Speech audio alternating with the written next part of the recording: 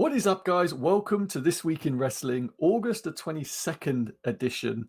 Before we kick off, please like and subscribe here on YouTube. Follow us on Twitter up above at SEW_podcast. We live tweet pretty much every show, and we follow the news as and when it drops. This has been a news-heavy week this week. Obviously, we're one show down. We didn't have AEW, so the news stepped up instead. Well, you say it's news heavy. There's been one humongous major incident, and then a few small ones. A few small ones. Yeah. Obviously, the biggest news story of the week is relating to Sonia Deville. I'm assuming that by now everyone basically knows what happened. That the other night, a man was charged with. Well, he was charged with aggravated stalking, armed burglary of a dwelling, attempted armed kidnapping, and criminal mischief after he broke into Sonia Deville's home late at night, setting off her alarm. Startling her, she woke up and she approached him and realized he was wearing what she described as a black coronavirus mask, dressed in all black, and had no facial expression whatsoever, basically, and wasn't startled at all by the fact that her house alarm was blaring around him. She ran to wake up her roommate, which we now know is Mandy Rose. Who apparently can sleep through frigging anything. So yeah, she just managed to sleep through a blaring alarm. And apparently Mandy grabbed her cell phone. They grabbed Mandy's car keys. They got in a car and they managed to get away. When the police turned up, they found that he was armed with a knife, with mace, with zip ties, and then it just got even worse afterwards when they found out this guy's name, and they could see his social media and all the stuff he'd been sending to Sonia for months on Instagram and on Twitter. His Twitter feed, which, by the way, has gained followers since this all started. I have no words for that. Like, Jesus Christ, people are ridiculous if they think that, oh, this guy's interesting now. But Sonia then checked her social media. She checked her Twitter messages, her Instagram messages, etc., and found that basically all those things all of his messages have gone into her spam, because obviously she doesn't follow this loser. Well, mate, so Twitter should probably work on that. At least that way, you find these messages, you can deal with it before it ever gets to this stage. Yeah, or that they should be flagging them, because some of the messages are horrid. There was threats that I'm going to decapitate your parents. I'm going to send you their heads. I'm going to leave their heads on your doorstep. Really horrible sexual things about her young niece and her about doing all different sexual things. The last message sent to her was literally moments before he broke into her house, which was saying something along the lines of, "Hey babe, look outside. I'm by the pool. I'm going to come in and kill that bitch," meaning Mandy Rose, that bitch that's staying there. Probably not a great time when you get that kind of message. Be a heavy sleeper. Yeah, exactly. Jesus, it's just the fact that these messages it wasn't just one or two, by the sounds of it, dozens, hundreds, spanning back 8 months. He'd been planning this kidnapping for 8 months. The prosecution office is saying 8 months, and he'd been stalking her on social media for years. He drove hundreds of miles to her house. Nah, I couldn't be asked to do that, if I'm honest. Yeah, technically, it's just effort. But it's scary. It's really scary. He was refused bail because the judge said he posed way too big a threat to the community. His lawyer wanted bail set, so I think it was like $3 million, and that was refused because they said no, he's just not getting bail. What's he going to get £3 million from? Yeah, exactly. But he's got that. Why is he trying to kidnap fucking Sonia? Yeah, he's clearly mentally ill, like clearly very seriously mentally ill. I don't know. This is scary because by the sounds of it, lots of other wrestlers have they've been really shaken up. Not just Sonia and Mandy, who thankfully are okay, but lots of other wrestlers have been shaken up by this, and they've gone and invested in top tier security, and WWE's assisting them in getting new top tier security fitted and all this. And some have even gone and got guns. It's been reported that lots of wrestlers this week have gone to different gun shops to get guns for their homes. Oh God, now everyone's going to get shot and everyone's going to prison. Yeah, give a wrestler a gun. That's a good idea. But yeah, it seems like it's been a big shake up, and I completely understandably why this is. It's utterly terrifying, like that Sonia and Mandy had to go through it, and especially like Mandy in the sense of she didn't even know this guy was like anything about this guy whatsoever. I mean, even it's Sonia, but she did nothing wrong. Neither of them did anything wrong, but the guy was going to break in and kill Mandy over Sonia, which is just. I bet she's going, well, what's wrong with me? I'm the hot one. Yeah, she's like, hey, I'm the one. I'm the one that's not a lesbian. I don't have a girlfriend. Or no, Sonia doesn't anymore. But I don't know. This is, we can make jokes about it, but it's really really scary. Yeah. And I'm glad they're okay. I'm glad they were on SmackDown last night and seemingly in pretty good spirits. And yeah, look, I did quite the way they sort of brought it up, but didn't properly talk about it. Yeah. I think they couldn't ignore it. It's been one of the biggest news stories in a long time. I'm glad that they didn't use it. They used it to the extent of they had to. Like they had to acknowledge it in some form. Well, you had Mandy sort of acknowledge it, kind of, without properly mentioning it, and then Sonia discarding it all and saying "fuck you." Yeah. I'm glad they're okay, and that guy's going to be locked away for a long, long time. So screw the loser. Hey, he may still have his social media. So yeah, the fact that his social media is not gone, as far like my last the time I last saw it was, well, actually I haven't looked at it since about 3 days ago when it first sort of happened. You're not following it, are you? Am I fuck? When it popped up, and I looked to see what his feed was like, and his feed was literally all just Sonia, which is fucking scary. But apparently he has several other social media accounts under fake names, fake pictures, and things like that, which Sonia identified as well. But anyway, that aside, other bits of news this week, we had news that Renee Young is done with WWE this weekend. This is it for her. She's apparently got an ironclad non-compete in her contract though for when she leaves. Don't know how long for, but it means she can't go anywhere for a while at least. But it's a shame with Renee Young. She's very, very good. It's sad, but unfortunately, I think it's probably the better thing for her. Yeah. Yeah, they kept wasting her, promising her the world, and then never delivering. Yeah, I think they were going along the right tracks pre-COVID with like they gave her backstage and they were going to give her other Fox hosting gigs with WWE, and then obviously Fox pulled the plug on all of that when the ratings started dipping and they needed more to save money during the pandemic. So she was sort of left high and dry, sort of going backwards, into a interviewer role. And what makes it worse is, I don't understand at that point, if Fox have done that, why not just step up and do the SmackDown part for her for now? Well, so this is funny. It's yesterday they announced Talking Smack's coming back. I believe, I could be wrong. It's Xavier Woods and I think Kayla Braxton. I could be completely wrong if it's not Kayla Braxton, but I think it is Kayla. I think it's Kayla Braxton and Xavier Woods are the normal hosts, but I think it launches next week with Kayla Braxton and The Miz, I think. And the thing is, like, Renee Young and Daniel Bryan made that show extremely entertaining.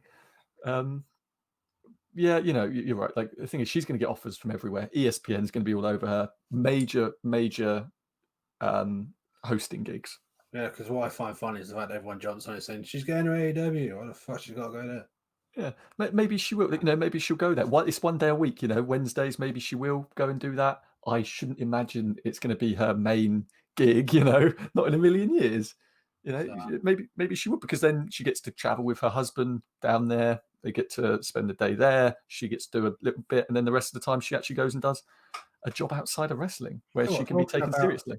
Talking about our husband, I was looking on something the other day and completely forgot until I saw an advertised thing from New Japan that John Moxley was is the US champion. Is he still? Yeah, because they wow. They got a contendership.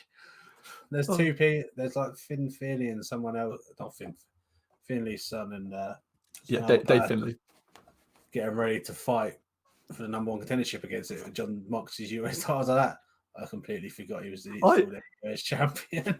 So did I. To be honest, I completely slipped my mind. Wow. Yeah. It's good that they haven't stripped him as well, because normally New Japan's quite strict on that. But I suppose, you know, they couldn't with the fact that he physically couldn't get there to defend it. God, I'd forgotten that. Wow. That's funny.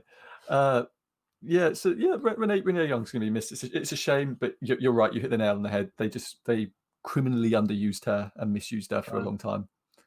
That's what I reckon with it's the same thing with Pet. I reckon it comes to contract. It's more she may not say it's just doing nothing with her. And let's be honest, her last big role was the GM of SmackDown, and they didn't even bother. The way she found out was the same time all the wrestlers found out when they were on air. Yeah. So it's true. Yeah, I don't know. They have a habit of doing that. The thing is that they have such a vast roster, not even just wrestlers now, so many auxiliary stuff, so many commentators, so many interviewers, and then all that people just get lost in the shuffle. I think they've just introduced another one this week. There was another one that was on Raw, I think. I can't even think of her name, but I know there was another woman that debuted this week. They churn out so many people that they haven't got enough freaking airtime for everyone. Or they have. Because they end up losing some really good interviewers. Like Kathy Kelly was quite good at doing what she was doing. Very good. Yeah. I love Kathy Kelly. Yeah, you're right. Also this week we know that Goldberg has got 2 years, a 2-year contract with WWE still for 2 matches a year. Go Goldberg. Oh, Jesus Christ. I'll say this about as long as he doesn't headbutt doors, he's good for 3 minutes. Yeah. I'll say this. What his wife says anyway. Yeah, I'll say this about Goldberg, right? He's good in a very specific role. The thing with SummerSlam last year with Dolph Ziggler, I think was perfect. Using him against the Undertaker or the Fiend was the worst thing they could have done. He couldn't get either of them up for the jackhammer anymore. Oh, come on. It was just, if they're going to use him in that role with Dolph, he might have got Undertaker up, but it didn't help that he knocked himself out. Yeah. And a slight concussion before he got to ring Wade, but I don't.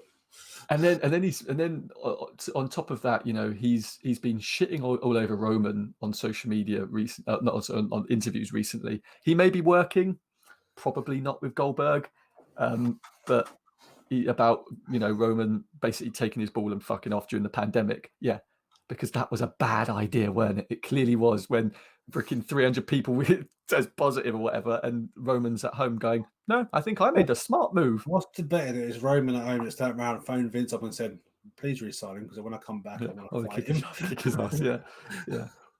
We want to go Raw Underground. Let's go Raw Underground. I was going to say, I'm going to go show up on Raw. I'm going on the Underground, and I'm going to fuck it up. Yeah, honestly. But Goldberg is good in a very limited role. Let's keep it to that. But I do want to see Goldberg Roman. I am kind of interested in that. Does that mean that Goldberg's got to win the Universal Championship back? Absolutely not.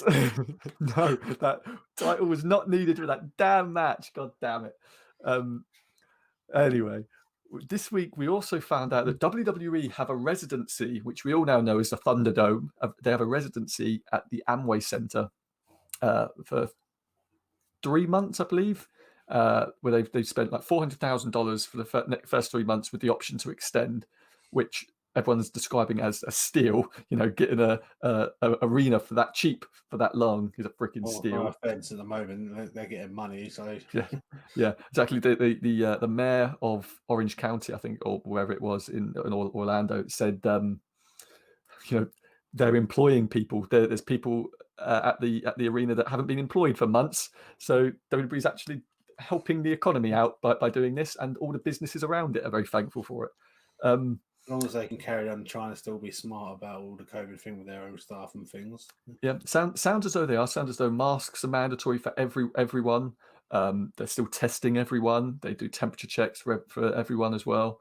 It sounds like they're doing the right thing. Temperature checks didn't work very well the last No, time. no, but they are doing COVID testing as well as temperature checks. So it seems like they are being But they they've are got being to as safe as the thing is possible. they've got to step the game on that, because what was it, last week before? When they'd We had done some, it, they already done the recording for it, and yeah, and then we had some more positives. Yeah, yeah. It's never going to be perfect, but I think they're doing they've I think got. they're doing a good job now. I just think they've got a plan how they do it Yeah, better. yeah. I think with It's them, great that they've got all this stuff in, but let's do it 2 days before thing, but not be yeah, able to get the testing back. But we've done recording with these guys anyway. yeah. I think their problem as well is like, I think this is going to be an even bigger problem now. Now that you've got certain superstars that jump brands, like you've got Sasha and Bailey on 2 brands, and Retribution guys are going to be all over the place, and production staff are going to be on both. Making sure that those people are being tested multiple times during the week, rather than just before their show, before Raw or SmackDown, because they are live again now for the foreseeable future. Yeah. So yeah, I think it's gonna be it's gonna have to change a little bit. What did you think of the Thunderdome? Oh, I do kind of like it. I was a bit worried about the lights at the beginning part, because you couldn't even see the SmackDown sign at the back because of it. So many But lights. when they're not on, sort of thing, it does come out looking pretty cool. It got a bit distracting with some of the TVs in the back when you suddenly just see a person then and they disappeared and it's turned into a completely different person. Yeah, I think it's remarkable. I really think it's like a remarkable work of engineering what they've managed to put together there. I really think it's incredible. I think you're right. There's certain things which are really distracting. I said to you, I put it on Twitter as well, in that I hope they would do what the NBA does, which was that they digitally change everyone's background so that there's not a million different colors in the audience and stuff, because at times that can be a bit distracting, especially when, as you say, they come and go.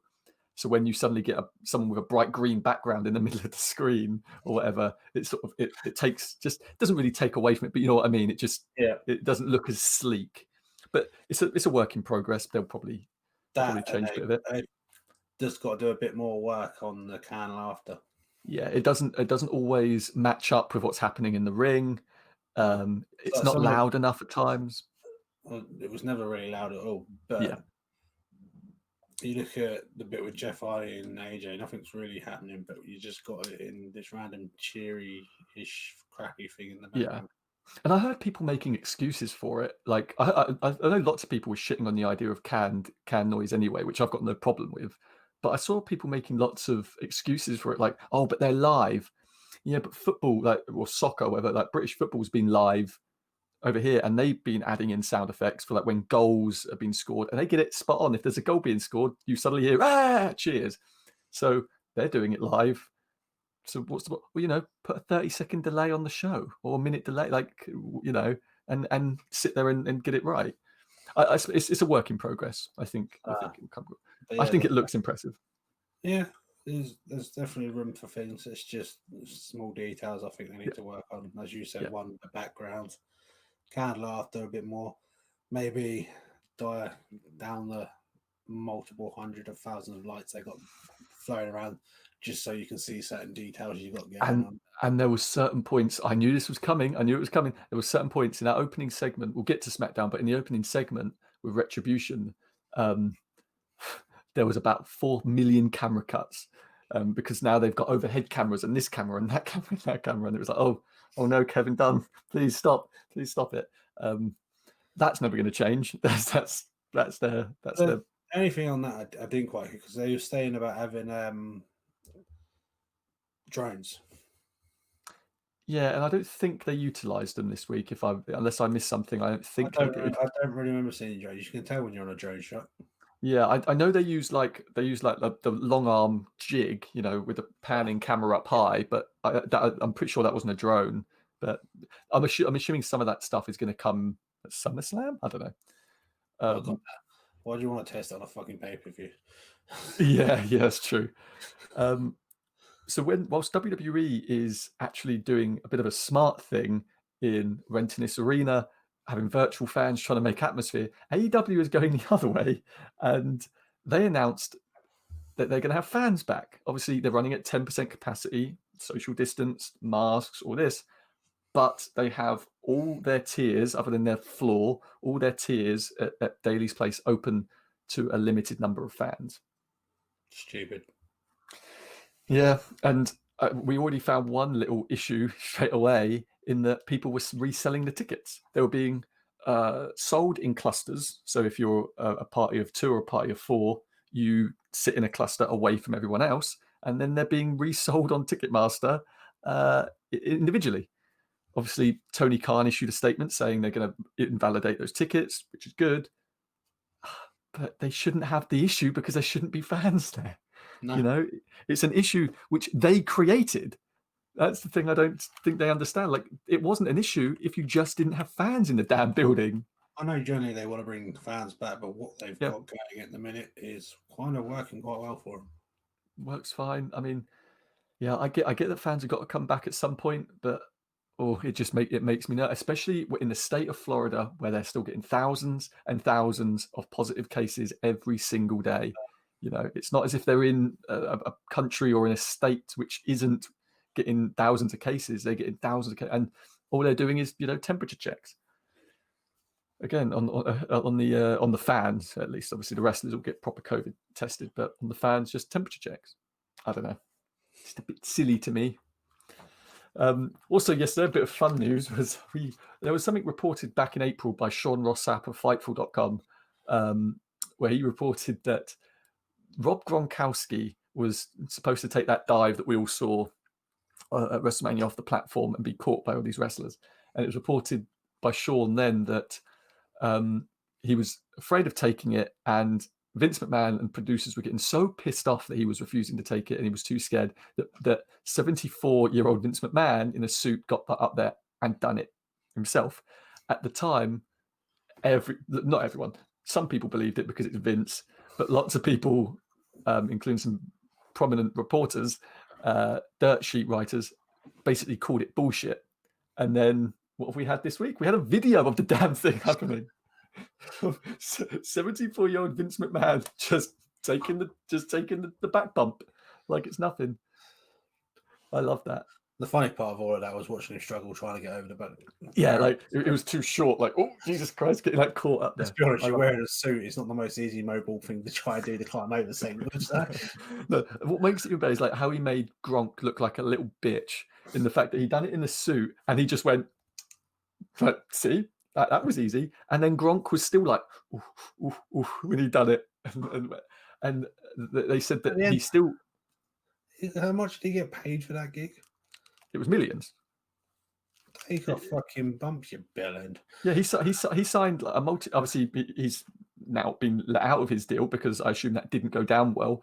But yeah, they signed a multi-million-dollar agreement. So I should imagine he got a couple hundred grand, several hundred grand from doing that little freaking back bump, you know. What's the vein that he asked him? Oh, you need to give me a bit more of a boost. I want injury pay. Yeah. Honestly, I love that video, and I love in the video it also shows when he done the zip line with Shawn Michaels. Yeah. Before Shawn had to do it. We've heard it for years, haven't we? Vince won't ask you to do something he's not willing to do himself, and still proves it at 75 next week. You know. Anyway, the shows as a whole this week, what do you think? Overall, there's been some good TV to watch. Raw, I'm probably the most impressed with because, as I said to you earlier on this week, I love the way that sort of the story managed to. It had a flow through the story for the whole way. Everything sort of entwined and it worked well. Yeah, I enjoyed Raw. There was, I think, I've said this. I put it on Twitter that there was only one bit which brought me really high up and then took me down again in the very next segment. I liked the opening bit of like Retribution taking over the video truck. I like that. I like seeing Kevin Dunn being pinned up against a freaking wall, with like the graphics all twisting and turning and stuff, and the cameras were all fucked all day, all show. I liked all that. I thought that was good. Then we had obviously Shelton Benjamin. Yeah. I got to admit, the 24/7 championship, I think this is the Raw for the 24 championship show this week. Yeah. I don't know why. Hands, 3 times? Got defended once. changed hands 3 times. Yeah, you're right. I'll say this. I'll say 2 things about this. So one thing I loved, and I said this, I really loved. I loved Joe this week. I think Samoa Joe is really becoming an awesome part of the show. Because I love the 2 bits where they kind of used him and bits, and he's doing it quite well. Yeah, I think he's becoming a real like integral part of the show. He was great last week with like the Seth Rollins Dominic thing. He held that together, and this week I thought was really, really good. Was like they went to Joe at the announce desk after Angel Garza versus Ivar, and he pointed out that he'd seen some security footage about the poisoning, and he sort of was really cocky and smirked and leaned back in his chair, and he was like, "It will come out, will it all come out?" And then they went to commercial, and I stupidly thought that they were going to leave it as a nice little cliffhanger. They were going to build this story nicely, and then they came back from commercial, and they immediately revealed that it was Zelina Vega that put the poison in Montez Ford's drink. I mean, it's fine. I'd much rather than actually make a longer story out of it. That was what was really annoying, because I really loved that little Joe bit, and it was like, oh, okay, you've ended it already. Well, it also worked quite well when just after that as well, you had Seth come down and start questioning about Ray. Yeah. So yeah, exactly. Yeah, when he was getting in his face, yeah, and he was like, "Hey, I'm just a messenger. I'm just a messenger. I got told by someone." That, talking about that is something which I hated about this Raw and should never have happened. Natalya defeating Mickie James. I don't even have words. Mickie James hasn't wrestled on the show since WrestleMania 35 last year, and they bring her back. They hype her coming back as well. They don't just bring her back. They've been tweeting out that she was coming back, and then they had her squashed. That was stupid. I hate that. But other than that, there could be more to that story, but we won't get into that. Right? There could, and we'll if it comes out, it comes out. But yeah, there could be more to that story. Other than that, I think the show was really good. That was like my only gripes was those 2 things, which is rare for Raw. That and Randy Orton getting a bit carried away with his foot. Randy Orton getting a bit carried away with his foot, yeah. So we had a lot of like Raw Underground throughout this. We won't cover all of that. Raw Underground, I think, was solid for all their segments on that. Actually, yeah, I think it was good. Yeah, I think they're fine. I like the fact that they're actually now building matches there. Like they've done the Dolphin Eric thing, and like they're building stuff for next week and then it's now actually trying to make a little stories out of it. I like that. We need to do something with it. Yes. Yeah. But yeah, as you say, right. So Randy Orton at the end, obviously Shawn Michaels comes out and cuts a promo, good little promo, obviously from Shawn. And then Randy comes out, RKO's him and punts him. And I immediately, as did so many people on Twitter when it happened, they were like, why the hell is Shawn getting back up so quickly? Everyone else, when they've been punted, sells it like they've just been shot in the face, And Shawn Michaels, who's supposed to be one of the best sellers in the history of wrestling, got back up immediately. So it turns out that it seems as though actually what happened was Randy kicked him. And he was a bit dazed. So he got back up and didn't know what the hell was going on. Not concussed, but just a bit dazed, a bit like, oh, Jesus Christ. Obviously didn't expect it to actually hit him. I like that, and Drew coming down making the save. I like that. I've loved everything. That's what happens when you win an NXT fucking hat Raw. Yeah, exactly. It's like respect the brand. I think Raw was I think Raw was good in, like, as you say, they threaded a lot of stuff. They've done that very well with Raw Underground this week. They used Raw Underground to thread. They used the Hurt Business to thread things through the show. They used Joe. They managed to just get things to work going through the way, and they haven't done something like this in one of their programs in a long time. No, and it's. I mean, we've heard many people. We've heard Jim Ross, Vince Russo, all these people come out and say that that's the key to a good show is thread throughout the show. Yeah, it's good. I did enjoy. That's why I enjoyed the whole 3 hours of the show. Yeah, and it's very rare. I stood up and watched it live, and it's very rare I actually watched the whole 3 hours live. And I did watch all these 3 hours live because there wasn't a moment which made me go, oh, screw this and turn it off. Yeah, it starts dragging a little bit. Yeah, because that's normally what happens is they put a match on which no one cares about, a filler match, and that's when I tend to go, Yeah, oh, okay, I've got to I'll admit, watch this tonight. although I enjoyed last week's Raw, I'm sitting there and after a while I'm like, oh, this is starting to drag. Yeah. But NXT this week. So NXT, we had we'll go to like what basically the main thing that happened was Finn Balor versus Velveteen Dream. what, you mean the freaking complete chaos that was in the main event? Yeah. So obviously Dream beat Finn to earn his spot in the in the ladder match. I didn't think that was going to happen with all the crap, all the bad back crap shit happening right now. I wasn't expecting that to happen. No, neither was I, and I think it's I genuinely think it's a bad idea. I think most of the superstars backstage think it's a bad idea. Yeah, especially after the NXT conference call, the very first question asked to Triple H on the conference call from Jason Powell was about the fact that WWE's investigation into Velveteen Dream's sexual allegations against him, which involve a minor, they never contacted the accused, the person who's accusing them. And he just basically said, "How can you have done a investigation without contacting, the accusing victim?" Obviously, we don't know if it's true or not, but it just sort of shows the flaws in WWE's investigation. Oh yeah, especially when you've still got some other people like that and you haven't seen him, and yet he's on TV getting a title shot. Exactly. They've kicked other people off TV, and they've had a quiet indefinite suspension, and yet Velveteen Dream being brought back with a bullshit investigation. If they'd have actually contacted them and then concluded it's probably bullshit, fair enough. But the fact they've not even contacted them, I don't know, it all falls apart, and it makes the show a bit icky, when you see Velveteen Dream. Tell you what, though, there was one part of the NXT that I really enjoyed, and it involved Rhea Ripley and Mercedes Montez in that attack, where pretty much they made Rhea Ripley look fucking so dumb when she dumps and she's out cold on the concrete floor. Do you know who I've really come to like over the past couple of months is Shotzi Blackheart, like from that match and stuff. I've really come to like her. I love her thing ever since she started to run over Robert Stone's.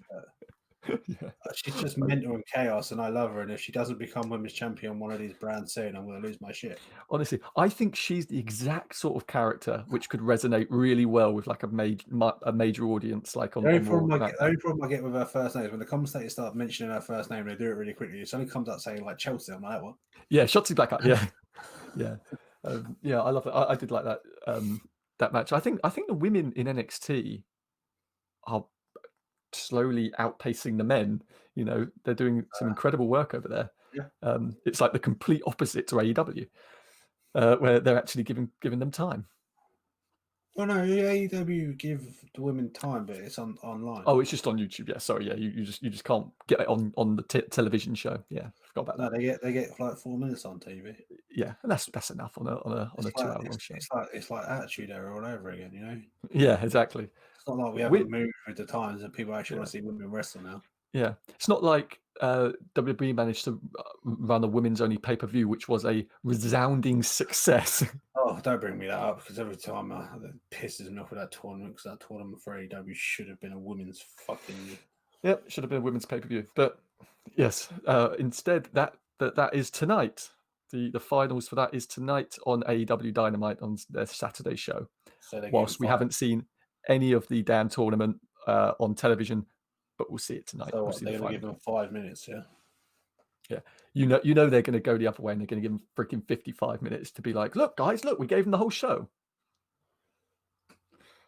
Anyway. The Thunderdome on Friday night SmackDown. I liked a lot of this show. I was enjoying it. It started off a bit fucking weird. Yeah. So obviously Vince McMahon comes down and he welcome to the Thunderdome bit, and that was it for Vince. And it's getting a bit old now, you can't do too much. the Fiend came down. The entrances look awesome, so over the top, ridiculous. It looked awesome. Braun Strowman came down. Retribution came down. I just feel like it was such a missed opportunity for Retribution to fuck Vince up. You know what I mean? Vince knew what was coming. That's why he's fucked up. He's like a 75-year-old man. Seriously. Yeah, he was like, I'm just going to back out of here. Yeah, I feel like it was a kind of a missed opportunity. I thought it was a fine opening, but also... Well, it also, with that opening, led to being able to do some extra stuff for the show later on. So, yeah. Although, WWE just proved on that show that they do have some really shit physios. So many people pointed that out. That physio with Jeff Hardy was working on that leg for 2 hours pretty much, and all he managed to do was put it in a freaking cast. In the first part, he does the normal thing. I can accept it, but then they do come back to him again, and all he's doing later, touch your leg here, bring my legs down here, touch my legs. What the fuck are you doing? Yeah, I saw so many people say the exact same thing where they were like, they need to fire that damn physio because he's just been poking him basically. No wonder why CM Punk had a fucking issue with that. yeah. If that's your medical staff, Jesus Christ, no wonder you got sued. Yeah, no, I agree. I liked the fact that they were going back to Jeff, but you say it was so stupid in that he wasn't doing anything. All they had to do was have him stand up and like do another position or whatever. Like it was not to do the same thing. All you had to do at one point, you start off in that one, but then in the next section, try and do some movements with the fucking leg in your arm and act like you're doing something. Yeah, that was so. Now I go here. Now again, go here. I go there. I get here. I go here. I go there. I go. Oh my god, Jeff, smack him in the face. I think one highlight though of SmackDown for me was Sonia and Mandy's bits. I think both of them cut incredible promos. Because I feel like they meant them, they actually fully meant every word of it, which was like, I think was awesome. I think and obviously they changed the stipulation from Sonia and Mandy from hair to hair to no disqualification, loser leaves WWE, with the assumption, this is purely an assumption at this point, into that because that's bad if they went to court with being bald hair. Yeah. I assume at this point it's because one of them wants some time off. I'm going to assume Sonia, which is completely understandable after the week they've had. I'm looking forward to that match, to be honest, because they built it extremely well. For months, really, this story's been building. Obviously, some of them they've had time off because of COVID or whatever over the time. You think we might get some accidental blood in that match? Yeah, maybe they could really fuck each other up. I feel that's one of those kind of matches where you need the accidental blood. You don't really see they don't really do women bleeding, do they? It's not really a thing they've ever really done in WWE. They don't normally get very often matches like that. So yeah, that's true. We had a beat the clock challenge between Sasha Banks and Naomi. And then obviously Naomi and Bailey but it was I don't know. This is what I'd like to see. Suddenly Bailey keep her title. I think Sasha loses hers. Yeah. See that was what I was. Why when I said our prediction video, which is up on YouTube right now, that I think Sasha's going to lose. Bailey will lose hers just because of how they did this. Because how they normally do these things is you look at it from the Monday to Friday. One of them ends up having something done to him on the Monday, and the other one sort of holds back their reaction while going over. Well, Sasha did her thing of smirking, while trying to do their thing. So I could kind of see it now happening, the reversal for SummerSlam. Yeah, it could be. I enjoy the fact that Naomi actually picked up a freaking win because Naomi still once again. Here's my question: why is Asuka in both of those matches? I still don't get that when you've got so many young women or women who haven't really done much who could have got a shot. You could have had Naomi on the card. It's like. I don't know, do I? I don't know how Vince McMahon's fucking. No, yeah, I know. I mean, hypothetically speaking, it's so weird to me that they went the other way. I'm pretty sure that's what I also asked last week, and when they also did it as well. And I'm just like, I don't get why. Yeah, it makes no sense to me whatsoever, but it is what it is. And then the main event was Jeff versus AJ for the IC title, and we have a new Intercontinental Champion. Jeff Hardy picked up the win. Why it wasn't? He did cheat a little bit though. Fair enough, AJ called a reason for him to be able to cheat, but yeah. Yes. He did he was this before or after? I'm trying to think. Joseph Parks was back on the shows after, That, weren't it? that was after, because he'd Yeah, lost and he was getting upset because his things are supposed to be able to show that he would win. So funny. I love that Joseph Parks. I love the fact that he brought him in so much. It's so funny. I tell you what, did you notice Jeff started doing a congratulations speech and they cut him off? He was mid speech and he just started playing his music. Well, it weren't quite mid speech. They just cut him off a bit too soon to what it was supposed to be, because just as he's about to finish his thing, they play his music. It's like, okay, I'm done. You see like those Oscar speeches when people go up to win an award and then they just start playing the violins to get them off the freaking. So I started laughing because it's like, oh no. And then to close the show, we had Firefly Funhouse and Braun was in the Funhouse, and apparently, turns out the Funhouse is just in a room backstage in the arena. Shut the fuck up. Yeah, completely broke the show away from me, because we've been told before that you'll never be able to find the Funhouse. Apparently, he was in the fucking locker room the whole time. Well, that's not true, because Seth found it and set it on fire. Yeah, but that's probably why, because where he used to be, Seth burnt it down. Yeah, so that's the funny thing about it, is like that whole story was built on you'll never find the Funhouse, and then apparently he was just backstage the whole time. It's fine. Well, he had to go somewhere these days. So, as I said, Seth burnt his other place. That's so. And he's got to be COVID secure, I suppose. But this whole segment could have been quite good. But I liked it as a whole. Two things fucked it for me. Mr. Baldy, I got a little bit of power. Adam Pearce, yeah. Who the fuck tells paramedics to hurry up? Get him up, get out, do this. Yeah, it's barking his orders constantly. What paramedics then also forget their stretcher to lift someone up, and everyone grab a leg and arm? It was so badly done. This is why, like, I get why they're live again, but like, God damn it, if you were pre-taped for these, they could have pre-taped all these things, but they didn't. They decided to do it live. This sort of shit, pre-tape it, get it right. Don't do that, because it made the paramedics look like doofuses. It just made the whole thing look a bit. You know what I was amateurish. Really is when the Fiend popped out, he'd smack fucking Adam Pearce in the face. I did like that close to the show, because it seemed a bit goofy and whatever. It wasn't great, but him just bursting out of the ambulance, you could see it coming, couldn't you? Like, you could see it coming a million miles away that he was going to, because it took so long. So like, it was taking so long. So it was obviously Bray in there trying to get in his Fiend gear really quickly. I liked it. I think it's fine. I think you're right in the sense of Adam Pearce barking orders was stupid. I hated the throw down there, because it was like a 4-foot drop, and it apparently just killed Bray Wyatt. And that sort of thing drives me insane. But I didn't mind it, and at least it gave something for Bray and Braun's story. As I say, overall, it could have been quite a good segment. But two things for me that pissed me off. Yeah, I think you're right. Attention to detail, people. Come on. Yeah. But anyway, those were the shows for the week. It was actually a pretty decent week. We've got AEW still to come. Is that because AEW wasn't on? Yeah. It was a bit of a lighter week. Is that what you're saying? Is because AEW wasn't on so far? It's been a great week of wrestling. Yeah, it doesn't give you anything to moan about. Obviously, AEW's tonight going head to head with Takeover for an hour. I've got a feeling AEW's going to lose that one. So do I. Because Takeover's got 3 main matches that will do quite well. Yeah, obviously we won't know the numbers because Takeover's on the WWE Network and not on TV. But I think, maybe I'm wrong.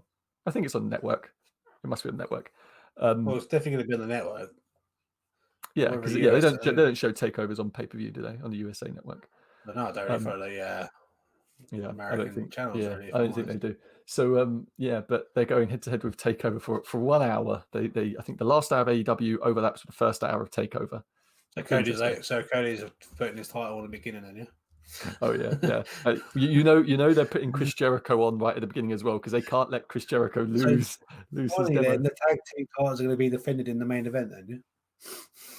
What you mean, like they should have been done last week at the tag team appreciation? Because no one's going to be watching that final hour. I'll be putting the main event now. Yeah. But anyway, that is this week in wrestling. Please head on over and follow us on Twitter at SEW_podcast. We'll be going along with all of the news of TakeOver and SummerSlam and Raw and Payback next week, because there's a pay-per-view 7 days after this one. Please woo, we love it. Please like and subscribe to this channel. We will see you next time for another video. We are out.